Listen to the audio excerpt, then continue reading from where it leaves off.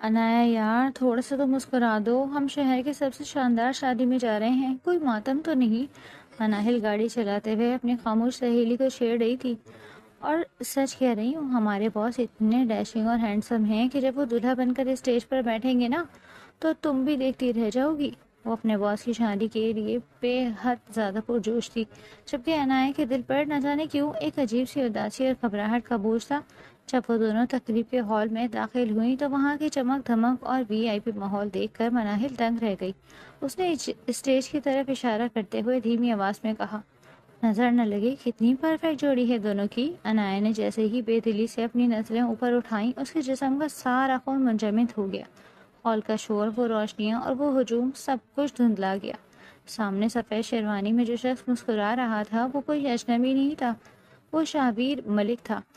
وہ شخص جس کی محبت میں انایا نے دنیا چھوڑ دی اور اسے خفیہ نکاح کیا تھا، وہی شہبیر جو شادی کی پہلی ہی رات گزار کر اگلی صبح ابد تک کے لیے لاپتہ ہو گیا تھا۔ پھر اسے ملی تھی تو صرف شہبیر کی موت کی وہ خوفناک خبر جس نے انایا کے ہاسٹل کے ایک اندھیرے کمرے میں زندہ لاش بنا کر چھوڑ دیا تھا۔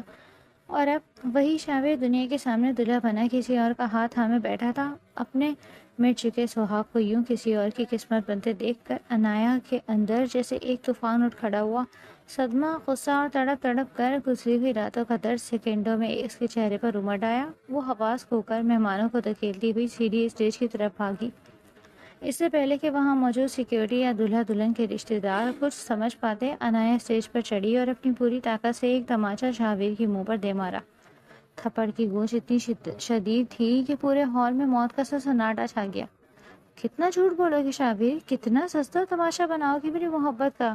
انایا کی آواز ہال میں چیخ کر گونجی۔ آنسو اس کے کانوں پر بہہ رہے تھے۔ مجھے زندہ زندہ زندہ مار کر، میری دنیا اجاڑ کر تم یہاں دوسری زندگی شروع کرنے جا رہے ہو؟ بولو کیوں کیا میرے ساتھ ایسا؟ شابیر نے غصے سے اپنے سرخ ہوتے گال کو چھوا۔ اس کی آنکھوں میں اس اچانک حملے پر شدید غصہ اور حیرت تو تھی، لیکن انایا کے لیے ان آنکھوں میں دور دور تک کوئی پہچان، کوئی نرمی یا کوئی پچھتاوا نہیں تھا۔ اس نے بالکل ایک اجنبی کی طرح سرد اور کٹیلے لہجے میں کہا، کون ہو تم اور یہ کس جاہل عورت کو اسٹیج پر آنے دیا ہے؟ گارڈز باہر نکالو اسے یہاں سے۔ تیز بارش کی وجہ سے لائبریری کے پورش میں کھڑی انایا بار بار اپنے بیگ کو دیکھ رہی تھی جس میں اس کا فائنل ایئر کا سارا کام تھا۔ اسی وقت ایک کالی چمکتی ہوئی گاڑی اس کے سامنے آ کر رکی اور اس کا شیشہ نیچے گرا۔ اگر آپ کی چھتری لے لیں تو آپ بھیگنے سے بچ جائیں گے، گاڑی میں بیٹھے شاہبیر نے نہایت شائستگی سے اپنی بلیک امبریلا باہر بڑھاتے ہوئے کہا۔ انایا نے جھجکتے ہوئے پیچھے قدم کیا۔ جی نہیں شکریہ، میں کسی ٹیکسی کا انتظار کر لوں گی۔ شاویز کے لبوں پر ایک ہلکی سی مسکراہٹ ابھری۔ اس طوفانی بارش میں یہاں ٹیکسی ملنا ناممکن ہے، اور ویسے بھی میں یہ چھتری آپ کو تحفے میں نہیں دے رہا، بس ادھار دے رہا ہوں۔ اگلی بار جب یہاں آئیں تو لائبریری کے کاؤنٹر پر چھوڑ دیجیے گا۔ اس کے لہجے کے خلوص نے انایا کو مجبور کر دیا اور اس نے خاموشی سے چھتری تھام لی۔ جی شکریہ، وہ کہتی چھتری کے لے کر گھر کے لیے روانہ ہو گئی، جبکہ پیچھے وہ بھی مسکرایا تھا اور نفی میں سر ہلاتا وہاں سے چلا گیا۔ انایا تیز قدم اٹھاتی اپنے محلے کی تنگ گلیوں سے گزر کر جب گھر پہنچی تو وہ بری طرح تھک چکی تھی اور پاؤں کیچڑ سے بھرے ہوئے تھے۔ اس نے ڈرتے ڈرتے لکڑی کا پرانا دروازہ کھولا اور اندر داخل ہوئی۔ صحن میں پاؤں رکھتے ہی سامان دالان میں کھڑی چاچی کے تیور دیکھ کر اس کا دل سہم گیا۔ آ گئی آپ؟ عالیہ بیگم کی لاڈلی صاحبزادی لائبریری اور یونیورسٹی کے چکروں سے آزاد ہو کر گھر لوٹ آئیں۔ چاچی نے کمرے پر ہاتھ رکھ کر طنز کا تیر چلایا۔ انایا نے سہمی ہوئی نظروں سے چاچی کو دیکھا۔ چاچی، وہ لائبریری میں اسائنمنٹ بناتے ہوئے دیر ہو گئی تھی اور پھر باہر اتنی تیز بارش۔ بس بس بہانے مت بناؤ میرے سامنے، چاچی نے بات کاٹتے ہوئے غصے سے چیخ کر کہا۔ باہر بارش ہو رہی ہے تو کیا یہاں گھر میں طوفان آ گیا ہے؟ تمہیں تو بس اپنی پڑھائی کی پڑی رہتی ہے۔ یہاں کچن میں برتنوں کا ڈھیر لگا ہے، رات کے کھانے کا وقت ہو رہا ہے، کپڑے الگ دھونے والے پڑے ہیں، وہ سب کام کیا آسمان سے فرشتے آ کر کریں گے؟ میں ابھی ہاتھ کو دھو کر سارے کام کر دیتی ہوں چاچی، بس 5 منٹ۔ انایا نے اپنا بیگ سنبھالتے ہوئے بے بسی سے کہا۔ 5 منٹ نہیں، ابھی کے ابھی جاؤ، چاچی نے غصے سے پیر پٹکتے ہوئے کہا۔ مفت کی روٹیاں توڑنے کا بڑا شوق ہے تمہیں، جب دیکھو کتابوں میں منہ گھسیڑے بیٹھی رہتی ہو۔ اگر اتنی ہی بڑی آفیسر بننے کا شوق ہے تو جا کر اپنے باپ کی جائیداد سے نوکر چاکر لاؤ، جو تمہارے نخرے اٹھائیں. یہاں رہنا ہے تو گھر کا کام کرنا پڑے گا, سمجھی تم؟ چاچی کے ان کڑوے اور زہر الفاظ نے انایا کے دل کو لہو لہان کر دیا. اس کی آنکھوں میں آنسو امڑ آئے, لیکن اس نے خود کو روکا رکھا. وہ جانتی تھی کہ اس گھر میں اس کی حیثیت ایک ملازمہ سے بڑھ کر نہیں تھی. وہ خاموشی سے سر جھکائے کچن کی طرف بڑھ گئی, جہاں برتنوں کا ڈھیر اس کا منتظر تھا. برتن دھوتے ہوئے جب اس کی نظر کچن کے کونے میں رکھی اس کالی چھتری پر پڑی تو اس کے ذہن میں شاویز کا وہ مخلص اور باوقار چہرہ گھوم گیا. ایک طرف یہ گھر تھا جہاں ہر روز اس کے تانے ملتے تھے, اور دوسری طرف وہ اجنبی تھا جس نے چند منٹ کی ملاقات میں بھی اس کا اتنا خیال رکھا. ایک ہفتے بعد انایا وہ چھتری واپس کرنے آئی تو شاویز لائبریری کے کیفے میں پہلے سے موجود تھا. جب انایا نے چھتری اس کی میز پر رکھی تو شاویز نے کرسی پیچھے کرتے ہوئے کہا, توقع سے جلدی واپس ہو گئی. ویسے ادھار چکانے کی خوشی میں ایک کپ چائے تو بنتی ہے. انایا پہلے تو ہچکچائی, لیکن پھر بیٹھ گئی. چائے کے کپ سے اٹھتے دھوئیں کے ساتھ باتوں کا سلسلہ شروع ہوا. ویسے میں نے دیکھا ہے آپ جب بھی یہاں آتی ہیں پرانی تاریخ اور فلسفے کی کتابوں میں ڈوبی رہتی ہیں, شاویز نے اس کی طرف دیکھتے ہوئے کہا. انایا نے چائے کا کپ تھامتے ہوئے جواب دیا, مجھے پرانی چیزوں اور سچے جذبوں سے لگاؤ ہے. آج کل کی دنیا بہت بناوٹی لگتی ہے. شاویز کے چہرے پر ایک گہرا تاثر ابھرا. سچ کہا آپ نے. میں جس کاروباری دنیا میں رہتا ہوں وہاں پر چہرے پر ایک مکارانہ نقاب ہوتا ہے. لوگ رشتوں میں بھی نفع نقصان دیکھتے ہیں. انایا نے مسکرا کر اسے دیکھا. اور آپ اتنے بڑے بزنس مین ہو کر یہاں لائبریری کے کونے میں کیا ڈھونڈتے ہیں؟ شاویز نے اس کی آنکھوں میں جھانکتے ہوئے دھیمے لہجے میں کہا, پہلے تو صرف سکون ڈھونڈنے آتا تھا, لیکن اب لگتا ہے مجھے وہ سکون مل گیا. انایا کا دل شاویز کے اس جملے اور اس کی نظروں کی تپش سے تیزی سے دھڑکنے لگا. اس نے شرما کر نظریں جھکا لی. ملاقاتوں کا یہ سلسلہ رفتہ رفتہ گہری محبت میں بدل گیا. ایک شام شاویز انایا کو سمندر کنارے لے گیا. ڈوبتے سورج کی نارنجی لہریں پانی پر بکھری رہی تھی اور ٹھنڈی ہوا انایا کے چہرے کو چھو رہی تھی. شاویز ایک دم انایا کے سامنے رکا اور اس کا ہاتھ اپنے دونوں ہاتھوں میں لے لیا. اس کی آنکھوں میں عجیب سی بے چینی اور سچائی تھی. انایا, میں نے زندگی میں ہر عیش و آرام, دولت اور شہرت دیکھی ہے. شاویز کی آواز جذباتی ہو رہی تھی, لیکن میری روح ہمیشہ اکیلی تھی.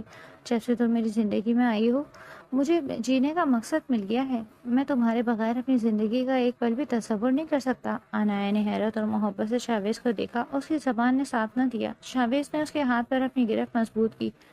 کیا تم ہمیشہ کے لیے میری بنو گی انایا؟ کیا تم شاویز ملک کی ہم سفر بننا پسند کرو گی؟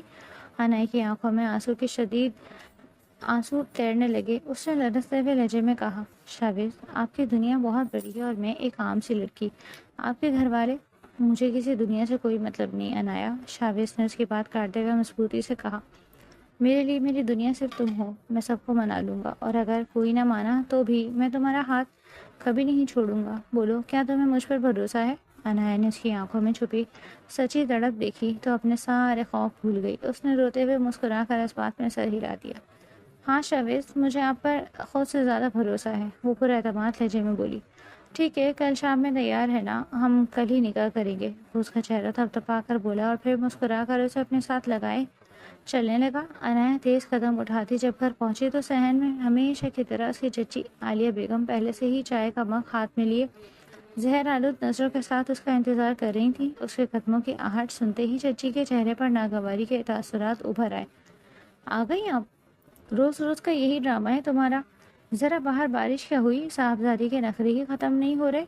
یہ بتاؤ, گھر کا کام کون کرے گا؟ تمہاری وہ ماں تو رہی نہیں جو تمہارے پیچھے یہ سارا ملبہ سمیٹتی. اب تو تمہیں خود ہی عقل آنی چاہیے. چچی نے ہمیشہ کی طرح اپنی کڑوی زبان کا تیر چلایا. اگر یہ کوئی عام دن ہوتا تو چچی کے ان الفاظ پر انایا کا دل خون کے آنسو روتا اور اسے اپنی مرحومہ ماں کی یاد تڑپا دیتی. لیکن آج انایا کے چہرے پر کوئی ملال نہیں تھا. اس نے خاموشی سے سر جھکایا اور بنا کوئی جواب دیے کچن کی طرف بڑھ گئی. چچی پیچھے سے بدستور بڑبڑا رہی تھی, لیکن انایا کے کانوں میں ان کی آواز اب بے معنی ہو چکی تھی. وہ برتن دھوتے ہوئے دل ہی دل میں مسکرا رہی تھی اور سوچ رہی تھی, بس آج کی رات, یہ اس گھر میں میرا آخری دن ہے. کل سے میں اس قید سے ہمیشہ کے لیے آزاد ہو جاؤں گی. رات کے 12 بجے جب پورا گھر گہری نیند سو چکا تھا, انایا تھک ہار کر اپنے چھوٹے سے اندھیرے کمرے میں آئی. دن بھر کے بھاری کاموں کی وجہ سے اس کا پورا جسم ٹوٹ رہا تھا, لیکن اس کے باوجود اس کا چہرہ کسی گلاب کی طرح کھلکھلاتا ہوا تھا. اس کی آنکھوں میں ایک انوکھی چمک اور لبوں پر دلنشیں مسکراہٹ تھی. وہ آج بہت خوش تھی, اتنی خوش کہ اسے اپنی زندگی میں کبھی ایسی خوشی نصیب نہیں ہوئی تھی۔ اس نے دھیمے قدموں سے چل کر الماری کھولی اور ایک چھوٹا سا بیگ نکالا۔ اس نے اپنے چند ضروری کپڑے، ماں کی آخری نشانی، ایک پرانی تصویر اور اپنی یونیورسٹی کے نوٹس نہایت احتیاط سے بیگ میں رکھنا شروع کیے۔ ایک ایک چیز پیک کرتے ہوئے اس کا دل بار بار شاویز کے خیال سے دھڑک رہا تھا۔ کل کے بعد اسے اس گھر کے تانے، چچی کے بدسلوکی اور یہ کٹھن زندگی دوبارہ کبھی نہیں دیکھنی تھی۔ وہ یہاں سے ہمیشہ کے لیے آزاد ہو رہی تھی۔ وہ سامان پیک کرنے کے بعد بستر پر لیٹی اور لیٹتے ہی تھکاوٹ کی وجہ سے اس کی آنکھیں بند ہو گئیں اور وہ نیند کی گہری وادیوں میں اتر گئی تھی۔ اگلی صبح عنایا کچن کا سارا کام نمٹا کر یونیورسٹی جانے کے بہانے اس گھر سے ہمیشہ کے لیے نکل آئی۔ دل میں ہلکی سی گھبراہٹ تھی، لیکن شاویز پر اس کا بھروسہ اٹل تھا۔ جب وہ طے شدہ جگہ پر پہنچی تو شاویز سفید کرتے میں ملبوس اس کا انتظار کر رہا تھا۔ اسے دیکھتے ہی شاویز کی آنکھوں میں سکون کی لہر دوڑ گئی۔ وہ دونوں سیدھے مسجد پر پہنچے، جہاں شاویز کے دو قابل اعتماد دوست اور نکاح خواہ پہلے سے موجود تھے۔ شہر کی ایک سادہ سی مسجد میں چند گواہوں کی موجودگی میں قاضی صاحب نے جب پوچھا، عنایا بنت رحمان، کہ آپ کو شاویز ملک پل سکندر ملک کے ساتھ 1 کروڑ حق مہر کے عوض نکاح قبول ہے؟ عنایا نے اپنی لرزتی آواز میں کہا، قبول ہے۔ شاویز نے بھی پورے مان اور محبت سے اقرار کیا۔ نکاح کے کاغذات پر دستخط کرتے ہی عنایا کی آنکھوں سے خوشی کے 2 آنسو ٹوٹ کر گر پڑے۔ اب وہ باقاعدہ شاویز کی شریک حیات بن چکی تھی۔ نکاح کی تقریب مکمل ہونے کے بعد شاویز اسے گاڑی میں بٹھا کر شہر کے ایک پرسکون اور پوش علاقے کی طرف لے آیا۔ گاڑی ایک خوبصورت اپارٹمنٹ بلڈنگ کے سامنے رکی۔ چلو عنایا، اپنے گھر چلو، شاویز نے گاڑی کا دروازہ کھولتے ہوئے محبت سے کہا۔ جب وہ دونوں فلیٹ کے اندر داخل ہوئے تو عنایا نے دیکھا کہ وہ ایک بے حد خوبصورت، صاف ستھرا اور پرآسائش فلیٹ تھا۔ ہر چیز طریقے سے سجی ہوئی تھی، جیسے شاویز نے خاص طور پر اس کے آرام کے لیے یہ سب تیار کروایا ہو۔ شاویز نے اس کا بیگ ایک طرف رکھا اور عنایا کے دونوں ہاتھ اپنے ہاتھوں میں لے کر اس کی آنکھوں میں جھانکا، جہاں کوئی خوف نہیں تھا۔ عنایا، میں جانتا ہوں کہ میرے گھر والے ابھی اس رشتے کے لیے تیار نہیں ہیں، اسی لیے میں تمہیں اپنے آبائی گھر نہیں لے جا سکا، شاویز نے دھیمے اور مخلص لہجے میں سمجھاتے ہوئے کہا۔ جب تک میں اپنے امی ابو کو اس رشتے کے لیے منع نہیں لیتا، تب تک یہ فلیٹ تمہارا گھر ہے۔ یہاں تمہیں دنیا کی ہر خوشی اور سکون ملے گا اور کوئی تم پر اونچی آواز میں بات کرنے کی جرات بھی نہیں کر سکے گا۔ کیا تم میرے اس فیصلے سے خوش ہو؟ عنایا نے فلیٹ کے در و دیوار کو دیکھا جو اب اس کا اپنا نیا آشیانہ تھا، اور پھر شاویز کے چہرے کو دیکھا جس کی محبت نے اسے ایک نئی زندگی دی تھی۔ اس نے مسکرا کر شاویز کے ہاتھ پر اپنی گرفت مضبوط کر لی۔ میں بہت خوش ہوں شاویز، یہ فلیٹ میرے لیے کسی محل سے کم نہیں ہے۔ وہ بھی جواباً مسکرایا۔ میں کھانا لگاتا ہوں، تم فریش ہو جاؤ، وہ کہہ کر کچن کی طرف بڑھا تھا۔ آتے ہوئے وہ کھانا لے کر آیا تھا جسے اس نے گرم کر کے پلیٹوں میں ڈالا اور اپنے کمرے میں گیا۔ عنایا فریش سے باہر آئی اور مسکرا کر شاویز کی طرف بڑھی۔ دونوں نے پرسکون ماحول میں کھانا کھایا۔ کھانا کھانے کے بعد شاویز آہستہ سے اٹھا اور عنایا کے بالکل قریب بستر پر آ کر بیٹھ گیا۔ اس کا کثرتی چوڑا وجود عنایا کے نازک سراپے پہ حاوی ہونے لگا۔ شاویز کی گرم اور مدھم سانسیں عنایا کے گالوں کو چھونے لگیں تو عنایا کے دل کی دھڑکن یک دم تیز ہو گئی۔ اس نے گھبرا کر اپنے دونوں نازک ہاتھ شاویز کے سینے پر رکھ لیے اور تھوڑا پیچھے ہٹنے لگی۔ شاویز پلیز، وہ شرم اور گھبراہٹ کے مارے اپنے بات بھی مکمل نہ کر پائی، اس کے لب کپا رہے تھے۔ عنایا، میں وعدہ کرتا ہوں تمہیں کبھی کسی بھی قسم کی تکلیف کا سامنا نہیں کرنے دوں گا، شاویز اس کی گلابی کان کے پاس جھک کر انتہائی دھیمی اور جادوئی آواز میں بولا، جس کے گہرے زہر نے عنایا کے پورے وجود میں ایک سنسنی دوڑا دی۔ تم صرف میری ہو، ہمیشہ کے لیے۔ شاویز نے بے حد نرمی مگر ایک حاکمانہ مان کے ساتھ عنایا کے ہاتھ اس کے سینے سے ہٹائے اور اسے اپنی مضبوط اور محفوظ باہوں کے حصار میں لیتے ہوئے بیڈ کے وسط میں لے آیا۔ عنایا نے دھڑکتے دل اور لرزتی پلکوں کے ساتھ اپنی آنکھیں موند لی۔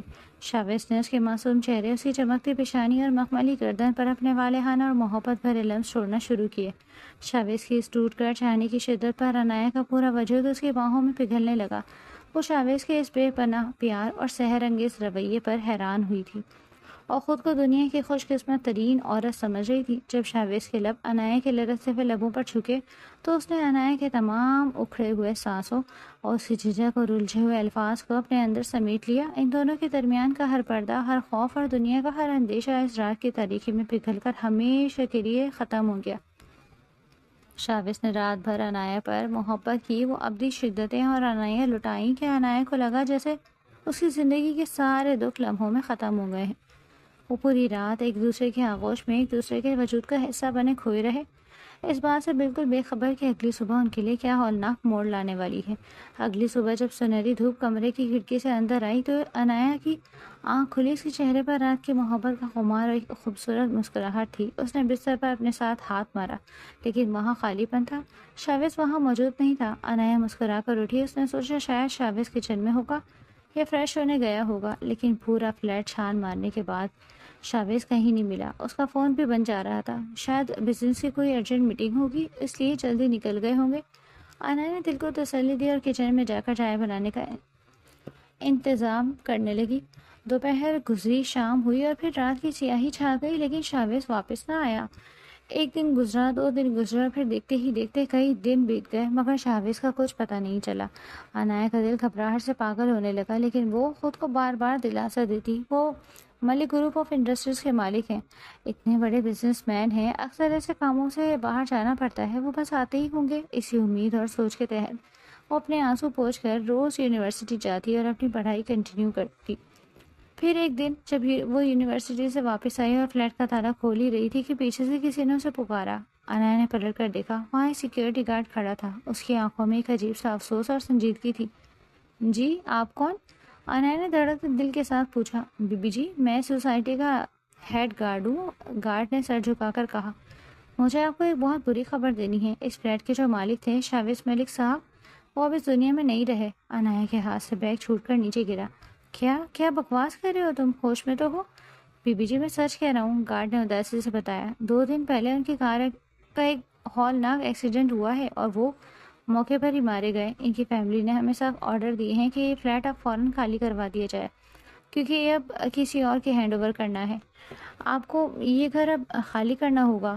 گارڈ تو اپنی بات کہہ کر اور انایا کی دنیا اجڑ کر وہاں سے چلا گیا، لیکن انایا کے پیروں تلے سے زمین ہی نکل گئی تھی، وہ وہیں ٹھنڈے فرش پر بیٹھ گئی۔ شاویز، نہیں ایسا نہیں ہو سکتا۔ ایک زوردار چیخ اس کے حلق سے نکلی۔ وہ اکیلی سنسان فلیٹ میں پاگلوں کی طرح روئی اور چیختی رہی۔ اس کی سچی محبت، اس کا سہاگ، اس کی کل کائنات ایک ہی جھٹکے میں اسے چھین لی گئی تھی۔ اس کا تکیہ، اس کا بستر، سب شاویز کی خوشبو سے مہک رہا تھا۔ وہ روتے ہوئے اٹھی، اس کمرے میں آئی، وہ اس بستر پر دیوانہ وار ہاتھ پھیرتی ہوئی روتے رہی، وہیں بیٹھ گئی۔ شاویز، آپ نے تو کہا تھا آپ میرا ہاتھ کبھی نہیں چھوڑیں گے، پھر مجھے اس ظالم دنیا میں اکیلا کیوں چھوڑ گئے؟ ہماری محبت ادھوری رہ گئی شاویز، ہماری محبت ادھوری رہ گئی۔ گھنٹوں رو لینے کے بعد جب اس کے آنسو خشک ہو گئے اور دل پتھر کا ہو گیا تو انایا خاموشی سے اٹھی۔ اس کے چہرے پر اب کوئی جذبہ نہیں تھا، بس ایک گہرا سناٹا تھا۔ اس نے اپنا وہی چھوٹا سا بیگ اٹھایا اور اس فلیٹ کو چھوڑ کر ہمیشہ کے لیے باہر نکل آئی۔ اب اس کا اس دنیا میں کوئی نہیں تھا، چچی کے گھر وہ واپس جا نہیں سکتی تھی، اس لیے اس نے یونیورسٹی کے ہاسٹل میں پناہ لی۔ ہاسٹل کا وہ چھوٹا سا کمرہ اب اس کی دنیا بن چکا تھا، جہاں وہ ایک زندہ لاش کی طرح گزار رہی تھی۔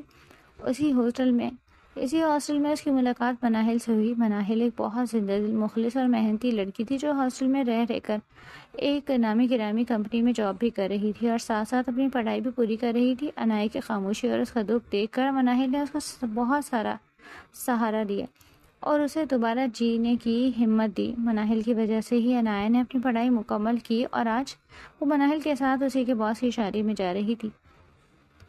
انایا، یار تھوڑا سا تو مسکرا دو، ہم شہر کی سب سے شاندار شادی میں جا رہے ہیں، کوئی ماتم تو نہیں ہے؟ مناہل گاڑی چلاتے ہوئے اپنی خاموش سہیلی کو چھیڑ رہی تھی۔ اور سچی کہہ رہی ہوں، ہمارے پاس اتنے ڈیشنگ اور ہینڈسم ہیں کہ جب وہ دلہا بن کر اسٹیج پر بیٹھیں گے نا تو تم بھی دیکھتی رہ جاؤ گی۔ وہ اپنے باس کی شادی کے لیے بے حد زیادہ پرجوش تھی، جبکہ انایا کے دل پر نہ جانے کیوں ایک عجیب سی اداسی اور گھبراہٹ کا بوجھ تھا۔ جب وہ دونوں تقریب کے ہال میں داخل ہوئیں تو وہاں کی چمک دمک اور وی آئی پی ماحول دیکھ کر مناہل دنگ رہ گئی۔ اس نے اسٹیج کی طرف اشارہ کرتے ہوئے دھیمی آواز میں کہا، نظر نہ لگے کتنی پرفیکٹ جوڑی ہے دونوں کی۔ انایا نے جیسے ہی بے دلی سے اپنی نظریں اوپر اٹھائیں، اس کے جسم کا سارا خون منجمد ہو گیا۔ ہال کا شور، وہ روشنیاں اور وہ ہجوم، سب کچھ دھندلا گیا۔ سامنے سفید شیروانی میں جو شخص مسکرا رہا تھا وہ کوئی اجنبی نہیں تھا، وہ شاویز ملک تھا، وہ شخص جس کی محبت میں انایا نے دنیا چھوڑ دی اور اس کے خفیہ نکاح کیا تھا، وہی شاویز جو شادی کی پہلی ہی رات گزار کر اگلی صبح ابد تک کے لیے لاپتہ ہو گیا۔ وہ حواس کھو کر مہمانوں کو دھکیلتی ہوئی سیدھی اسٹیج کی طرف بھاگی۔ اس سے پہلے کہ وہاں موجود سیکیورٹی یا دلہا دلہن کے رشتے دار کو سمجھ پاتے، انایا اسٹیج پر چڑھی اور اپنی پوری طاقت سے ایک تماچا شاویز کے منہ پر دے مارا۔ تھپڑ کی گونج اتنی شدید تھی کہ پورے ہال میں موت کا سنسناٹا چھا گیا۔ کون ہو تم؟ اور یہ کس جاہل عورت کو اسٹیج پر آنے دیا؟ گارڈز باہر نکالو اسے یہاں سے۔ شاویز کا یہ اجنبیت سے بھرا سرد لہجہ عنایا کے دل پر کسی زہر آلود خنجر کی طرح لگا۔ وہ بھی شدید صدمے کو سنبھال ہی نہیں پائی تھی کہ اسٹیج پر موجود شاویز کی ماں کو اسے دل ملا اٹھی۔ انہوں نے اپنے شاہانہ روب کے ساتھ آگے بڑھ کر عنایا کو ایک زوردار جھٹکا دیا اور شاویز سے دور دھکیل دیا۔ چلی جاؤ یہاں سے۔ کون ہو تم اور کس کے کہنے پہ یہاں ہمارے بیٹے کی شادی میں ایک گھٹیا تماشا کرنے آئی ہو؟ شاویز کی ماں کی آنکھوں سے جیسے آگ برس رہی تھی۔ مالک خاندان کے ساخ خراب کرنے کی جرت بھی مت کرنا۔ گارڈز کہاں مر گئے تم لوگ؟ باہر نکالے اس بدتمیز لڑکی کو یہاں سے۔ اگلے ہی لمحے ہال کے مستعد گارڈز آگے بڑھے اور انہوں نے روتی چیختی عنایا کو بازوؤں سے جکڑ کر سب مہمانوں کے سامنے ہال سے باہر نکال دیا۔ مناہل جو صدمے سے گونگی کھڑی تھی، جو حواس باختہ ہو کر عنایا کے پیچھے ہال کی طرف بھاگی۔ نکاح کی رسم پہلے ہی مکمل ہو چکی تھی، اس لیے اس ہنگامے کے بعد رخصتی کی باقی رسمیں جلدی نمٹائی گئی اور شاویز اپنی نئی دلہن کو لے کر اپنے بڑے سے محل نما گھر روانہ ہو گیا۔ رات کے پچھلے پہر پھولوں اور روشنیوں سے سجے ہوئے شاہانہ کمرے میں مکمل خاموشی تھی۔ شاویز کمرے کا دروازہ کھول کر اندر داخل ہوا، لیکن اس کے چہرے پر کسی دولہے کی روایتی خوشی یا اطمینان کا دور تک نام و نشان نہیں تھا۔ وہ شیروانی کا کالر ڈھیلا کرتا ہوا انتہائی بے چینی کی حالت میں صوفے پر جا بیٹھا۔ اس نے اپنا سر پیچھے صوفے کی پشت پر ٹکا کر آنکھیں موند لی۔ اس کے دماغ میں بار بار ہال کا وہی منظر، اس لڑکی کا روتا ہوا چہرہ اور اس کے تھپڑ کی گونج گردش کر رہی تھی۔ اس کا دل کسی انجانے درد سے تڑپ رہا تھا، جیسے اس کا اپنا کوئی وجود اسے پکار رہا ہو۔ اسی وقت اس کی نئی دلہن، جو سرخ بھاری عروسی جوڑے میں ملبوس بیڈ پر بیٹھی تھی، آہستہ سے اٹھی۔ وہ گھونگھٹ سنبھالتی ہوئی شاویز کے پاس آئی اور صوفے پر اس کے بالکل قریب بیٹھ گئی۔ شاویز کیا ہوا؟ اس نے انتہائی نرمی سے شاویز کے کندھے پر ہاتھ رکھتے ہوئے پوچھا۔ آج ہماری زندگی کی اتنی خوبصورت اور اتنی اچھی رات ہے اور آپ یہاں صوفے پر اتنے پریشان اور بے چین بیٹھے ہو۔ کیا اس لڑکی کی بدتمیزی کی وجہ سے آپ کا موڈ خراب ہے؟ شاویز نے تڑپ کر اپنی بوکھلائی ہوئی آنکھیں کھولیں اور عروسا کی طرف دیکھا، جو اس کی بچپن کی منگ تھی، جسے شادی اس کی ماں کی چاہت تھی، لیکن اس کی نظروں میں کوئی کشش یا اپنائیت نہیں تھی۔ پتہ نہیں کیوں، شاویز نے دھیمی اور الجھی آواز میں اپنا سر پکڑتے ہوئے کہا، میرا دل بہت بے چین ہو رہا ہے۔ مجھے ایسا لگ رہا ہے جیسے میرے سینے میں کچھ ٹوٹ رہا ہے، جیسے میں کچھ بہت ضروری بھول رہا ہوں۔ میرا دماغ پھٹ رہا ہے۔ عروسا نے شاویز کی اس پریشانی اور دوری کو ختم کرنے کے لیے مسکرا کر اس کے مزید قریب ہونے کی کوشش کی۔ اس نے اپنا ہاتھ آگے بڑھا کر شاویز کا ہاتھ تھامنا چاہا تاکہ وہ اپنی محبت سے اس کی بے چینی کو دور کر سکے، لیکن جیسے ہی وہ اس کے بالکل قریب آئی، شاویز کو اپنے اندر ایک شدید گھبراہٹ اور بیزاری محسوس ہوئی۔ وہ فوراً اس کے لمس سے دور ہٹ کر صوفے پر کھڑا ہو گیا۔ آئی ایم سوری، میں بہت زیادہ تھک گیا ہوں، مجھ سے نہیں بیٹھا جا رہا۔ شاویز نے ایک واضح فاصلہ قائم کرتے ہوئے کٹے پٹے اور سرد لہجے میں کہا، میں چینج کر کے آتا ہوں، تم سو جاؤ۔ وہ حیرت اور دکھ سے اسے دیکھتی رہ گئی، جبکہ شاویز تیزی سے واش روم کی طرف بڑھ گیا۔ جب وہ کپڑے تبدیل کر کے باہر آیا تو وہ بیڈ کی طرف نہیں گیا، بلکہ صوفے پر ہی سیدھا لیٹ گیا اور دوسری طرف منہ کر کے ان کے درمیان ایک گہرا فاصلہ قائم کر کے سو گیا۔ وہ آنسو چھپاتی بیڈ پر جا لیٹی، جبکہ شاویز بند آنکھوں کے ساتھ اس اندھیرے میں عنایا کے اس سچے تھپڑ کی تپش کو اپنے گال پر محسوس کر رہا تھا۔ اگلی صبح جب سورج کی روشنی کمرے میں پھیلی تو عروسا بھاری دل اور سجی ہوئی آنکھوں کے ساتھ بستر سے اٹھی۔ شاویز صوفے پر اب بھی اسی طرح دوسری طرف منہ کیے گہری نیند میں تھا۔ ان کے درمیان کا فاصلہ رات کی طرح اب بھی برقرار تھا۔ عروسا نے ایک دھوپ بھری نظر اپنے شوہر پر ڈالی، اپنا دوپٹہ سنبھالا اور پیر پٹکتی ہوئی سیدھی ساتھ کے کمرے کی طرف بڑھ گئی۔ بیگم عالیہ۔ ملک اپنے بیٹے پر بیٹھی چائے کا کپ ہاتھ میں لیے گہری سوچ میں گم تھی، جب عروسا نے بنا دستک دیے کمرے کا دروازہ کھولا اور اندر داخل ہو گئی۔ اس کے چہرے پر غصہ، خوف اور آنسوؤں کی آمیزش تھی۔ خالہ، یہ سب کیا ہو رہا ہے؟ عروسا نے کمرے میں آتے ہی روحان سی آواز میں کہا اور ساس کے بالکل قریب بیڈ پر بیٹھ گئی۔ وہ لڑکی، وہ عنایا کہاں سے آ گئی دوبارہ؟ آپ نے تو کہا تھا کہ وہ ہمیشہ کے لیے یہاں سے نکل گئی ہے اور اب کبھی واپس نہیں آئے گی۔ بیگم عالیہ نے چائے کا کپ سائڈ پر رکھا اور سنجیدگی سے عروسا کا دیکھا۔ عروسا بیٹا، پہلے خود کو سنبھالو اور بتاؤ ہوا کیا ہے؟ شاویز نے کچھ کہا کیا؟ مما، شاویز نے کچھ نہیں کہا، یہی تو اصل مسئلہ ہے۔ عروسا کے آنسو بہنے لگے۔ وہ رات بھر مجھ سے دور صوفے پر لیٹے رہے، انہوں نے مجھے ٹھیک سے بات تک نہیں کی۔ ان کا دل بے چین تھا اور وہ بار بار کہہ رہے تھے کہ وہ کچھ بھول رہے ہیں۔ مما، کتنی مشکلوں سے، کتنے پاپڑ بیل کر میرا اور شاویز کا نکاح ہوا ہے. میں اب شاویز کو کسی قیمت پر نہیں کھو سکتی. اگر اس لڑکی کی تھپڑ نے شاویز کے دماغ پر اثر کر دیا اور اسے سب کچھ یاد آ گیا تو میرا کیا ہوگا؟ میں برباد ہو جاؤں گی مما. عروسہ کا خوف دیکھ کر بیگم عالیہ کے چہرے پر ایک مکرانہ جلال ابھرا. انہوں نے آگے بڑھ کر عروسہ کے دونوں ہاتھ تھامے اور اسے تسلی دیتے ہوئے مضبوط لہجے میں کہا، تم فکر نہیں کرو عروسہ، جب تک عالیہ ملک زندہ ہے وہ لڑکی شاویز کے سائے کے قریب بھی نہیں آ سکتی. انہوں نے عروسہ کو حوصلہ دیتے ہوئے اس کا چہرہ صاف کیا. شاویز کا وہ ایکسیڈنٹ اور اس کی یادداشت کا جانا ہمارے لیے ایک موقع تھا. اس لڑکی کو ہم نے پہلے بھی شاویز کی موت کی جھوٹی خبر دے کر اور فلیٹ سے نکلوا کر اس کی زندگی سے دور کیا. اب بھی میں اسے سیدھا کرنا اچھے سے جانتی ہوں. تم بس شاویز کا دل جیتنے پر توجہ دو. اس لڑکی کا بندوبست میں خود کرتی ہوں. عروسہ نے ساس کی باتوں سے تھوڑا حوصلہ پایا، لیکن اس کا دل ابھی بھی عنائی کے اس خوفناک روپ کو یاد کر کے لرز رہا تھا. وہ نہیں جانتی تھی کہ عالیہ ملک اب عنایہ کو راستے سے ہٹانے کے لیے کس حد تک جانے والی ہے. بیگم عالیہ ملک اور عروسہ ابھی کمرے میں باتیں کر ہی رہے تھے کہ ملازم نے آ کر اطلاع دی کہ شاویز صاحب نیچے ڈائننگ ہال میں آ چکے ہیں اور ناشتے کا انتظار کر رہے ہیں. عروسہ نے جلدی سے اپنا حلیہ درست کیا اور ساس کے ساتھ نیچے کی طرف بڑھی. شادی کی پہلی صبح ڈائننگ ٹیبل پر طرح طرح کے شاہی لوازمات سجے ہوئے تھے، لیکن شاویز وہاں بیٹھا چائے کے کپ کو گھور رہا تھا. اس کے چہرے پر تھکن اور وہی پرانی الجھن واضح تھی. جیسے ہی عروسہ اور بیگم عالیہ وہاں پہنچی، شاویز نے نظر اٹھا کر انہیں دیکھا اور ایک پھیکی سی مسکراہٹ کے ساتھ بولا، گڈ مارننگ مما. Good morning Urusa. عالیہ نے مکرانہ، گڈ مارننگ بیٹا، رات ٹھیک سے نیند آئی نہ تمہیں؟ بیگم عالیہ نے مکرانہ محبت سے پوچھا اور عروسہ کو اشارہ کیا کہ وہ شاویز کے ساتھ والی کرسی پر بیٹھے. عروسہ خاموشی سے مسکرا کر شاویز کے بالکل ساتھ والی بیٹھ گئی اور اس کی پلیٹ میں ناشتہ نکالنے لگی. جی مما، بس تھوڑی تھکن تھی، شاویز نے جواب دیا اور نوالا توڑنے لگا. ماحول میں ایک عجیب سی خاموشی تھی، جیسے خود شاویز نے ہی توڑا. اس نے اچانک اپنے ہاتھ روک لیا اور بہت سنجیدہ لہجے میں اپنی ماں کی طرف دیکھا. مما، کل رات ہال میں جو کچھ بھی ہوا وہ لڑکی. شاویز نے گہرا سانس لیا. پتہ نہیں کیوں میں اس واقعے کو اپنے دماغ سے نہیں نکال پا رہا. عروسہ کے ہاتھ میں پکڑی ہوئی چھڑی پلیٹ سے ٹکرا گئی اور بیگم عالیہ کے چہرے کا رنگ ایک پل کے لیے اڑ گیا، لیکن انہوں نے فوراً خود کو سنبھالا. شاویز بیٹا، وہ کوئی پاگل یا فراڈ لڑکی ہوگی، تم اس کی بدتمیزی کو دل پر مت لو. آج تمہاری شادی کی پہلی صبح ہے، ان فضول باتوں کو چھوڑو. بیگم عالیہ نے ہنستے ہوئے بات ٹالنے کی کوشش کی. نہیں مما، فراڈ نہیں لگ رہی، شاویز نے مضبوط اور اٹل لہجے میں کہا. اس کی آنکھوں میں جو سچائی اور تڑپ تھی وہ کوئی ناٹک نہیں ہو سکتا. اور سب سے بڑی بات، جب اس نے میرا نام لیا تو مجھے ایسا لگا جیسے وہ نام میرے دل کے بہت قریب ہے.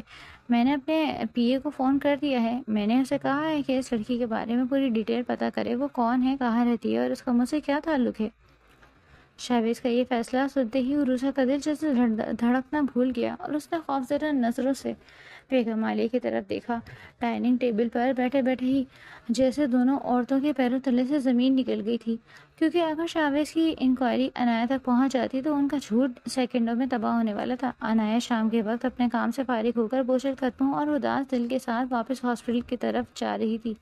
وہ سڑک کی ایک طرف کھڑی ٹریفک کے کم ہونے کا انتظار کر رہی تھی، اس بات سے بالکل بے خبر کہ سڑک کے دوسری طرف شاویز ملک اپنی گاڑی سے اترا. شاویز کی آنکھیں سرخ تھیں اور چہرہ پسینے سے شرابور. ڈائننگ ٹیبل سے اٹھنے کے بعد شاویز کو اس کی ایک اور پرانے مخلص دوست نے اسے ساری حقیقت بتا دی تھی کہ کیسے ماضی میں ان دونوں نے نکاح کیا، کیسے اس کے دوسرے غدار دوست نے چند ٹکڑوں کے خاطر اس کی ماں سے سودا کیا تھا اور کیسے اسے غائب کیا. اس کی باتیں سن کر اور اپنے دماغ پر شدید زور ڈالنے کے بعد شاویز کے ذہن کے پن خانے ایک ایک کر کے کھل گئے. دماغ کے شدید درد کے ساتھ ہی اسے اپنی عنایہ، اس کا معصوم چہرہ اور ان کا نگاہ اور وہ فلیٹ سب کچھ یاد آ چکا تھا. اس کی یادداشت مکمل واپس آ چکی تھی. شاویز نے تڑپ کر سڑک کے پار دیکھا جہاں اس کی عنایہ کھڑی تھی. اس کا دل جیسے سینے سے باہر آنے لگا. عنایہ! شاویز نے اپنی پوری طاقت سے اسے آواز دی اور دیوانوار اس کی طرف ہاتھ لہرایا. عنایہ نے چونک کر سامنے دیکھا. شاویز کو اپنی طرف بڑھتے اور محبت سے پکارتے ہوئے دیکھ کر ایک پل کے لیے اس کے کانوں کو یقین نہ آیا، لیکن شاویز کی آنکھوں کا وہ پرانا پیار دیکھ کر اس کا سارا گلہ شکوہ مٹ گیا. وہ روتے ہوئے مسکرائی اور جیسے ہی شاویز کی طرف بڑھنے کے لیے سڑک پار کرنے لگی، اچانک ایک تیز رفتار کالی کار اندھا دھند لہراتی ہوئی آئی اور اس سے پہلے کہ عنایہ خود کو سنبھالتی، اس کار نے عنایہ کو ایک ہولناک ٹکر ماری. عنایہ کا نازک وجود فضا میں اچھلا اور سڑک پر دور جا گرا. جہاں سیکنڈوں میں خون کا فوارہ ابل پڑا، وہ عالیہ بیگم کا بھیجا ہوا آدمی تھا جنہوں نے اپنا کام کر دیا۔ انایا! شاویز کی ایک ایسی بھیانک اور دل دوست چیخ فضا میں گونجی جس نے وہاں موجود ہر شخص کی روح فنا کر دی۔ وہ حواس کھو کر سڑک کی طرف بھاگا، ٹریفک کی پرواہ کیے بغیر وہ انایا کے پاس پہنچا اور اس کے خون آلود وجود کو گود میں اٹھا لیا۔ انایا آنکھیں کھولو، دیکھو تمہارا شاویز آ گیا ہے، مجھے سب یاد آ گیا انایا، تم مجھے چھوڑ کر نہیں جا سکتی۔ وہ پاگلوں کی طرح چیخ رہا تھا۔ اس نے فوراً سے گاڑی میں ڈالا اور طوفانی رفتار سے اس شہر کے سب سے بڑے اسپتال کی طرف بھاگا۔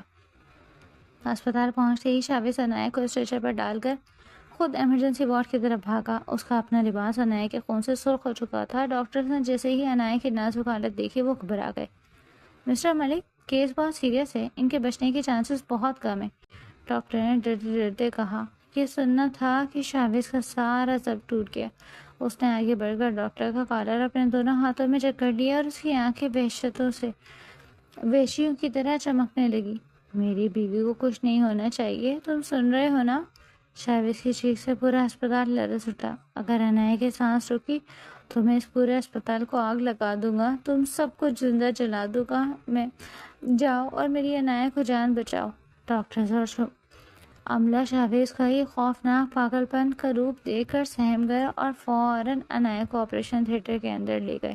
شاویز آپریشن تھیٹر کے باہر سر پکڑے دیوار سے ٹیک لگائے رو رہا تھا جب ہال کے آخر سے تیز قدموں سے آواز آئی۔ شاویز نے نظر اٹھائی تو دیکھا کہ اس کی ماں بیگم عالیہ اور عروسہ ہانپتی ہوئی وہاں پہنچی تھی۔ عروسہ کے چہرے پر منافقت کے آنسو تھے اور عالیہ بیگم اب بھی خود کو سچا ثابت کرنے کی کوشش کر رہی تھی۔ شاویز بیٹا، یہ کیا ہو گیا؟ تم اس لڑکی کے لیے یہاں اسپتال میں کیوں اپنا تماشا بنا رہے ہو؟ چلو گھر چلو، عروسہ تمہارا انتظار۔ بیگم عالیہ نے آگے بڑھ کر کہنا چاہا۔ بس کرے مما، ایک لفظ بھی اور مت بولیں۔ شاویز نے شیر کی طرح دھاڑ کر اپنی ماں کو وہیں روک دیا۔ اس کی نظروں کا جلال دیکھ کر عالیہ بیگم کے قدم پیچھے ہٹ گئے۔ مجھے سب یاد آ چکا ہے، آپ کا وہ مکرانہ کھیل، میرا اغوا، میرا ایکسیڈنٹ، اور مجھے پوری امید ہے انایا پر ہونے والا یہ قاتلانہ حملہ آپ نے کروایا ہے۔ آپ میری خوشی کی خاطر میرے ایکسیڈنٹ کے لیے میری اسٹینڈرڈ کے لیے یہ کر رہی ہیں نا؟ کیونکہ آپ کو ہمیشہ سے اسٹینڈرڈ والی بہو چاہیے تھی، لیکن افسوس آپ نے اپنی بیٹی کی خوشی کو نظر انداز کر دیا۔ یاد رکھیں، اگر انایا کو کچھ ہوا تو آپ کا یہ بیٹا جیتے جی مر جائے گا۔ آپ پوچھتی تھی نا کہ کیا تھی وجہ میرے خوش رہنے کی؟ میرے چہرے پر مسکراہٹ آنے کی وجہ انایا تھی، جس نے مجھے اپنا وقت یاد اپنا کہا اپنے ہونے کا احساس دلایا، اور آپ نے؟ وہ کہتا کہتا خاموش ہو گیا اور آنکھوں میں آئے آنسو صاف کرنے لگا۔ عروسہ کا رنگ سفید پڑ گیا اور وہ کانپنے لگی۔ شاویز نے نفرت سے تل ملا کر اپنا خون آلود نظریں عروسہ پر جمائی۔ اور تم عروسہ؟ شاویز کے لہجے میں اب استقامت اور آخری فیصلہ تھا۔ تم یہ سوچ رہی ہو کہ تم اس مکرانہ نکاح کے بعد میری زندگی کا حصہ بن جاؤ گی؟ تو کان کھول کر سن لو، شاویز نے سب کے سامنے اسپتال کے اس ہال میں بلند اور دو ٹوک آواز میں کہا۔ عروسہ بنت آصف، میں تمہیں طلاق دیتا ہوں، میں تمہیں طلاق دیتا ہوں، میں تمہیں طلاق دیتا ہوں۔ اسپتال کی راہداری میں جیسے بم پھوٹ گیا۔ عروسہ چیخ مار کر وہیں فرش پر بیٹھ گئی، جبکہ عالیہ بیگم صدمے سے ساکت ہو گئی۔ اچانک آپریشن تھیٹر کا باہری دروازہ کھلا۔ ڈاکٹر سبز لباس میں موجود چہرے پر لگے ماسک ہٹاتے ہوئے بولا۔ شاویز دیوانہ وار ڈاکٹر کی طرف لپکا۔ ڈاکٹر، میری بیوی؟ ڈاکٹر نے شاویز کے کندھے پر ہاتھ رکھا اور ایک تسلی بخش مسکراہٹ کے ساتھ کہا، مسز شاویز۔ مسٹر شاویز معزہ ہو گیا۔ زخم گہرے تھے، خون بھی بہت بہہ چکا تھا، لیکن ان کی جینے کی امید بہت مضبوط تھی۔ وہ اب خطرے سے باہر ہیں، ہم انہیں وارڈ میں شفٹ کر رہے ہیں، جیسے ہی ہوش آئے آپ مل سکتے ہیں۔ ڈاکٹر کی بات سن کر شاویز کے گھٹنے جواب دے گئے۔ وہ وہیں فرش پر بیٹھ گیا اور شکرانے کے آنسو اس کے گالوں پر بہہ رہے تھے۔ کچھ دیر بعد جب انایا کو پرائیویٹ وارڈ میں شفٹ کر دیے گئے تو شاویز دھیمے قدموں سے کمرے کے اندر داخل ہوا۔ بیڈ پر لیٹی انایا نے جیسے ہی کمزوری سے اپنی بوجھل آنکھیں کھولی، اس کی نظر سامنے کھڑے شاویز پر پڑی، جس کا پورا وجود پچھتاوے کی تصویر بنا ہوا تھا۔ شاویز بھاگ کر اس کے بیڈ کے پاس پہنچا اور اس کا مٹھی میں بند نازک ہاتھ اپنے دونوں ہاتھوں میں لے کر رونے لگا۔ مجھے معاف کر دو انایا، مجھے معاف کر دو۔ شاویز کی ہچکی بن گئی۔ میری وجہ سے تمہیں اتنے دکھ جھیلنے پڑے، میری ماں کی وجہ سے، میری یادداشت جانے کی وجہ سے تم ایک زندہ لاش بن گئی۔ میں اپنی محبت کی حفاظت نہیں کر پایا عنایا، میں گناہ گار ہوں تمہارا۔ عنایا نے کمزوری سے مسکرا کر اپنے دوسرے ہاتھ سے شاویز کے آنسو پوچھے اور دھیمی آواز میں بولی، شاویز، اس میں آپ کا کیا قصور تھا؟ آپ کی تو یادداشت چلی گئی تھی نا، آپ نے تو اس طوفان میں بھی اپنی محبت کو نہیں بھلایا، قصور تو حالات کا تھا، آپ کا نہیں۔ عنایا کو یہ حقیقت پہلے ہی شاویز کے دوست نے بتا دی تھی کہ اس کی یادداشت چلی گئی ہے، جس کی وجہ سے اس نے نہیں پہچانا۔ وہ تو بالکل ہی امید ہار گئی تھی، لیکن واپس شاویز اپنے سامنے دیکھ اسے جینے کی ایک نئی دھمک ملی۔ اسی وقت کمرے کا دروازہ کھلا اور بیگم عالیہ ملک اندر داخل ہوئی۔ ان کا وہ غرور، وہ شاہانہ روب سب خاک میں مل چکا تھا۔ اپنے بیٹے کو ایک عام سی لڑکی کے سامنے یوں گھٹنوں کے بل روتا دیکھ کر ان کی ممتا تڑپ اٹھی۔ وہ سمجھ چکی تھی کہ اپنی جھوٹی انا کی خاطر وہ اپنے ہی بیٹے کی خوشیاں، اس کی زندگی چھیننے چلی تھی۔ عالیہ بیگم روتی ہوئی عنایا کے بیڈ کے قریب آئیں۔ مجھے معاف کر دو، ان کی آواز کانپ رہی تھی۔ میں اندھی ہو گئی تھی۔ اسٹینڈرڈ اور جائیداد کے چکر میں نے یہ بھی نہیں سوچا کہ میرے بیٹے کی اصل خوشی تم ہو۔ میں نے تمہیں مارنے کی کوشش کی، لیکن خدا نے تمہیں بچا لیا۔ اگر آج تمہیں کچھ ہو جاتا تو میرا بیٹا چیتے جی مر جاتا۔ مجھے معاف کر دو۔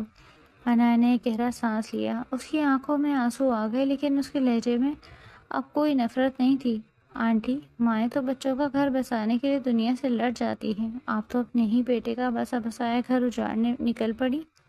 آپ نے مجھے یتیم سمجھ کر، بے سہارا سمجھ کر میری دنیا اجاڑ دی، لیکن آپ یہ بھول گئی کہ جس کا کوئی نہیں ہوتا اس کا خدا ہوتا ہے۔ محلوں میں رہنے والوں کو لگتا ہے کہ غریبوں کے دل نہیں ہوتے، انہیں درد نہیں ہوتا، لیکن آپ آج دیکھ لیں، آپ کا یہ محل نما گھر، یہ اسٹینڈرڈ میرے شاویز کی ایک مسکراہٹ کے سامنے ہار گیا۔ میں نے آپ کو اللہ کی رضا کے لیے معاف کیا، کیونکہ آپ میرے شاویز کی ماں ہیں اور میں اپنے سہاگ کے چہرے پر اب کوئی دکھ نہیں دیکھنا چاہتی۔ عنایا کے ان الفاظ نے عالیہ بیگم کی روح کو جھنجھوڑ کر رکھ دیا تھا۔ انہوں نے روتے ہوئے عنایا کے سر پر ہاتھ رکھا۔ اسی دوران عنایا کی نظر کھڑکی کے پاس کھڑے عروسہ پر پڑی، جو سرخ جوڑے میں ملبوس اجڑی ہوئی حالت میں کھڑی تھی۔ عنایا کو جیسے ہی پتہ چلا کہ شاویز نے باہر ہال میں عروسہ کو طلاق دے دی ہے، اس کا دل تڑپ اٹھا۔ وہ ایک عورت کا دکھ سمجھ سکتی تھی۔ عروسہ، عنایا نے اسے اپنے پاس بلایا۔ عروسہ بوجھل قدموں سے چلتی ہوئی عنایا کے بیڈ کے پاس آئی۔ اس کے چہرے پر اب وہ مکارانہ تاثرات نہیں تھے، بلکہ ایک شکست خوردہ لڑکی کا سکون تھا۔ عنایا نے عروسہ کا ہاتھ تھام کر کہا، عروسہ، خدا کی قسم، میں یہ نہیں چاہتی تھی، میں کبھی کسی کا گھر اجاڑ کر اپنی دنیا بسانے کا نہیں سوچ سکتی۔ شاویز نے جو کیا وہ غصے میں نہیں عنایا، جو ہوا سو ہوا اور بالکل ٹھیک ہوا۔ عروسہ نے بات کاٹتے ہوئے ایک پھیکی سی مسکراہٹ سے کہا، میں بچپن سے شاویز سے محبت کرتی آئی تھی اور مجھے لگتا تھا کہ دولت اور خاندانی دباؤ میں اسے پا لوں گی، لیکن محبت زبردستی نہیں ہوتی، یہ بات مجھے آج سمجھ آئی۔ شاویز کبھی میرا تھا ہی نہیں، وہ ہمیشہ سے تمہارے نصیب میں تھا عنایا۔ تم دونوں کی محبت سچی ہے، اسی لیے کائنات نے تم دونوں کو دوبارہ ملا دیا۔ میں اب تم دونوں کے درمیان کبھی نہیں آؤں گی۔ مجھے خوشی ہے کہ شاویز کو اس کی حقیقی خوشی مل گئی۔ عروسہ نے کہہ کر ایک آخری نظر شاویز پر ڈالی، عنایا کو دعا دی اور الٹے قدموں کمرے سے باہر نکل گئی۔ چند مہینوں بعد موسم بے حد خوشگوار تھا اور ہلکی ہلکی بوندا باندی ہو رہی تھی۔ شاویز کی گاڑی ملک ہاؤس کے بڑے سے گیٹ کے اندر داخل ہوئی۔ عنایا اب بالکل ٹھیک ہو کر اپنے گھر آ رہی تھی۔ بیگم عالیہ ملک نے خود ہاؤس کیپنگ اور ملازموں کے ساتھ مل کر پورے گھر کو پھولوں سے سجایا تھا۔ جیسے ہی شاویز عنایا کا ہاتھ تھامے گاڑی سے اترا، عالیہ بیگم نے آگے بڑھ کر عنایا پر پھولوں کی پتیاں نچھاور کی اور پورے مان اور عزت کے ساتھ اپنی بہو کا استقبال کیا۔ شاویز اور عنایا جب اپنے کمرے میں داخل ہوئے تو کمرے کی بالکنی سے وہی ٹھنڈی ہوا اندر آ رہی تھی جو کبھی انہیں سمندر کنارے ملی تھی۔ شاویز نے عنایا کو پیچھے سے اپنی باہوں کے حصار میں لیا اور اسے کان کے پاس جھک کر بولا، میں نے کہا تھا نا عنایا، تم صرف میری ہو، ہمیشہ کے لیے۔ عنایا نے مسکرا کر اپنی آنکھیں موند لی اور شاویز کے سینے پر سر ٹکاتے ہوئے دل ہی دل میں رب کا شکر ادا کیا، جس نے آزمائشوں کے تپتے صحرا سے گزر کر بالآخر اسے اس کی محبت کی چھاؤں عطا کر ہی دی۔